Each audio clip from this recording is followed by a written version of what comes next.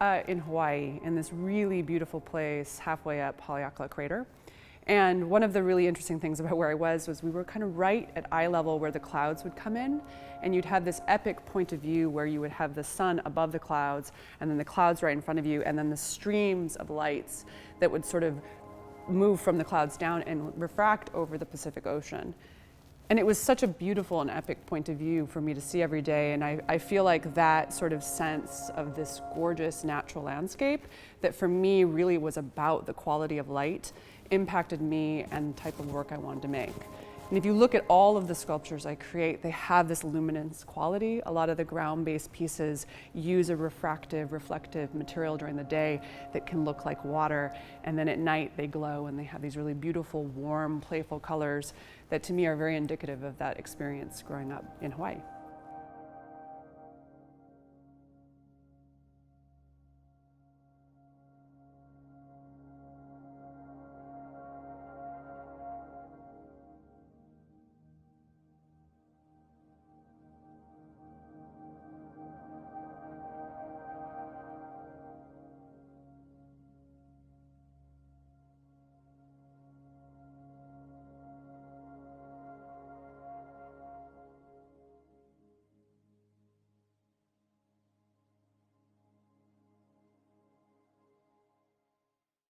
One of the really exciting things that happened for me was in third grade. I was part of an experimental program at my school. This is in the 80s.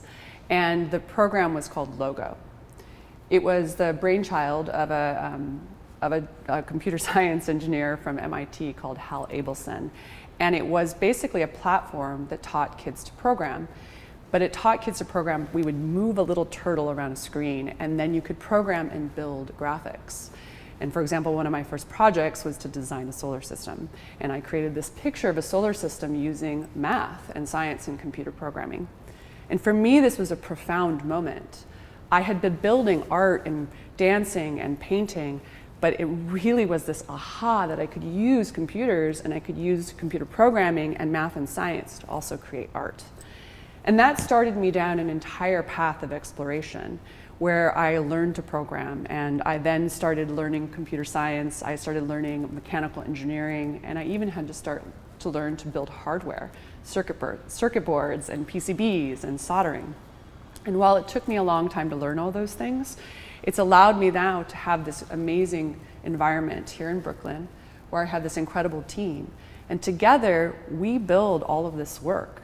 When we need to do a large new sculpture, we make the PCBs for it. Those are the small circuit boards that are built. We write the software for it. We do all of the 3D modeling so we can create custom forms and build something like what's behind me, which is going to be a large permanent sculpture in the airport in Minneapolis.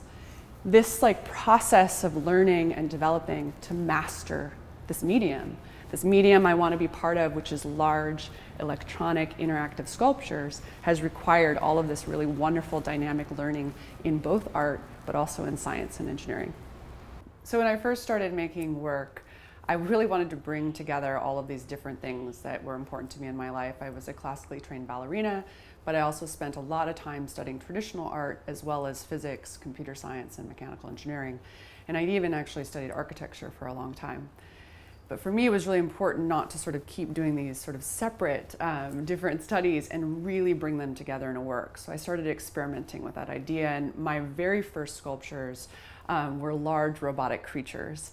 So for example, I made a large robotic butterfly. I painted silk, I stretched it out in this large form that I created custom circuit boards, I hand wove electronics into the silk, and I created this large animatronic sculpture that you could dance with. You would walk up to each of the wings and then they would move and dance with you at the same sort of tempo and rate that you were moving. I also created a large interactive series of moths using light and this idea of pulling people into a light sculpture. Not coincidental that it was a series of moths. And I had forms that you could touch that sensed capacitance on the ground, and as you touch them, it set these large ethereal moths above you into action. And for me, it was really important to explore this idea of the viewer as participant, bringing them into the sculpture and making them part of the sculpture in a way where they could actually be part of the sculpture's life. The sculpture didn't happen without them. I also started making laser harps a long time ago. And one of the really interesting things about a laser harp, for me, it allowed me to create a large sculpture that people could dance and play and create music collaboratively together. Some of my favorite harps are part of the Magical Bridge Foundation playgrounds. These are spaces created for truly accessible collaborative play. My team and I actually created the Magical Harp for this foundation in Palo Alto, and you can see it here, and we're working on several new works for the same group. These types of public playgrounds and public places truly push the envelope of accessibility and inclusiveness, and they create really, truly magical places to be in. It's a great honor for me to be able to have my works at the center of a space like this. I currently have some really beautiful laser harps that travel around the world. I actually met my husband because of one of the laser harps that I took to Burning Man. And I have some really beautiful laser harps that are outdoors in publicly accessible parks. And what I think is really interesting about the laser harps is I'm using laser and light, but it's allowing me to create this sculpture that can be quite simple in form, but people come in, they play, they dance, they use their bodies, and they can create music by themselves, but also more importantly, with other people together. Another one of my favorite laser harps is the Sidewalk Harp, located across from Target Field in Minneapolis.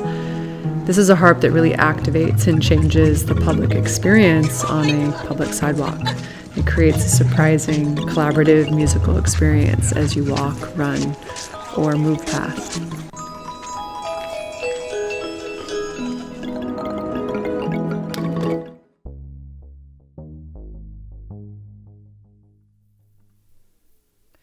One of my most prolific works to date is a sculpture called The Pool.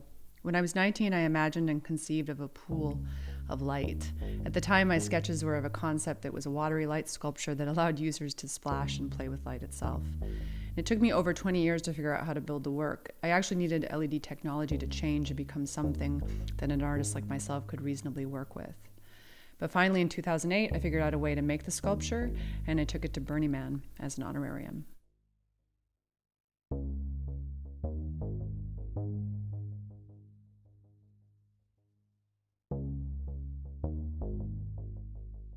One of the most amazing things about watching this work is that in a way you stop looking at the sculpture itself and you start to look at the smiles, the light, and the laughter, and the illumination on the people in the sculpture.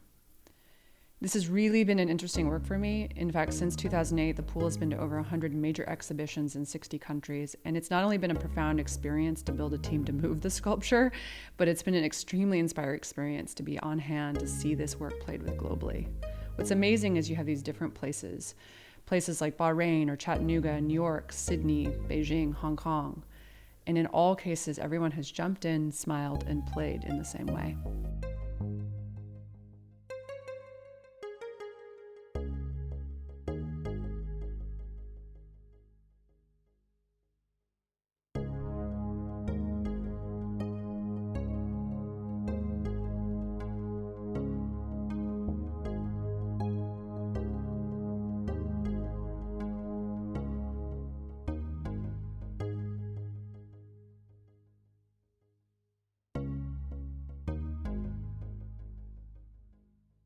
After creating the pool and watching it travel around the world, I started to imagine a new, larger work, the sister to the pool per se. I named the work Aqueous. In 2017, I got a grant from Burning Man to build the work, and at the time, it was my largest sculpture to date. It was 10,000 square feet. Aqueous was designed to create a dynamic, participatory landscape of light and color that can move and change based on where it's installed. Each installation of Aqueous is completely unique and is created specifically for outdoor use. Aqueous also has a daytime element. It's created with a dichroic film, so during the day it has this beautiful, shifting, refractive and reflective quality that can make it look watery and shimmery, and at night it becomes a glowing and interactive playground of light. One of the really amazing things about this particular footage is it was filmed the very first time I got to see the sculpture. We had built it all in small pieces in my Dumbo studio and brought it together for the first time when this footage was taken. And if you watch as this scene progresses, you'll see it was a pretty epic night. One of my newest, largest works to date is actually a piece we just opened in Tokyo called Cosmos. Cosmos is 15,000 square feet, and like Aqueous, it changes shape and form in each landscape.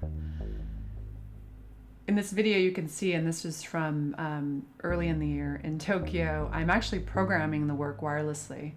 I'm walking in a sequence, and as I walk in the sequence, I'm giving each of the platforms a sense of order so that they can animate then and create lighting effects based on that order.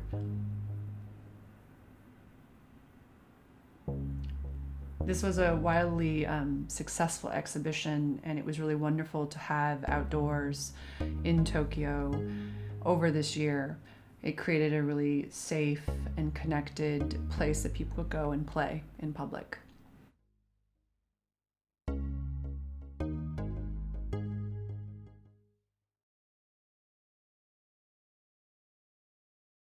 It took many, many years for me to sort of really learn, and almost all of the technology that I use in my work is self-taught. I think one of the interesting things about my work is that it's all built here. It's built here in this studio in Brooklyn. And when I say it's built here, I mean that we design the circuit boards, we write all the code, we look at manufacturing all of our parts, and then we actually build these large sculptures. Sometimes we do have to work with outside teams if we're doing structural footings or if we're building a very large structural steel form. But really, this is a very hands-on studio where we create the work in-house. And for me, that's really important. I want to be part of building. I want to be part of making the sculpture. I want to be part of casting the plastic. When we put dichro film on our large 15,000 square foot sculptures, I want to be part of putting that film on. But I also want to be part of building the actual circuit board that runs all the electronics that make something like this piece behind me possible. And then I want to be part of actually helping to write the code. It was not easy to get to a point in my artist's career where I could do that and understand all of those things. I had to learn over time. And it took, and it will take, a lifetime of my learning to be able to have this sort of understanding within this medium that I've chosen, this very high-tech, electronic, software-based medium. So I'm really excited about this work. This is a brand new work. It's going to be a permanent sculpture spanning 2 floors of the new Terminal 1 in the Minneapolis-St. Paul Airport. And what you're actually seeing here is the guts of the sculpture. What will eventually be are all of these LEDs, but they'll each be attached to 3,000 glass bulbs. So attached to this rig behind me will be 3,000 glass bulbs twinkling. And you'll have this wonderful twinkling effect. The whole sculpture will be interactive. It's an aurora borealis. So as you move around near the ground of the sculpture, you will actually be sensed in the sculpture, and your movements will create these swooshes of light. So if you stand in the sculpture in the airport, you can swoosh your arm up, and that will swoosh light up 2 floors through this glass aurora borealis into the airport sculpture. I'm really excited about this piece. It's been many years to build, but I think it'll be really beautiful to see such a large, dynamic, interactive, fully interactive work centered in a dynamic public space like an airport.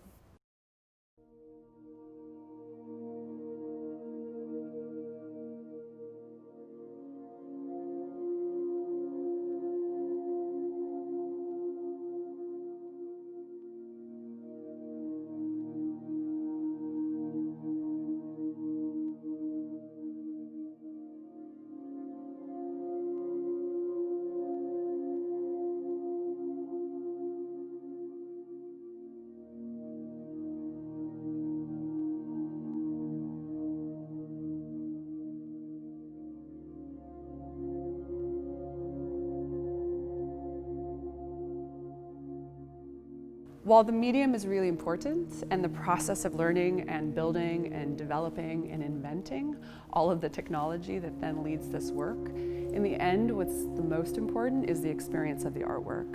And the artwork is really about being able to be part of a large public art experience and having a moment where you can walk up to a sculpture, you can go, oh, it did something, I got to play with it, but then you look around and you see other people there as well. And you have this really wonderful, connected, dynamic experience in the artwork together. The first time I saw that in one of my sculptures, I was changed forever. I knew that I was going to forever make work that brought people together in that dynamic, playful, and joyful way, to create this new sense of public space where we can all participate and be part of the public space together.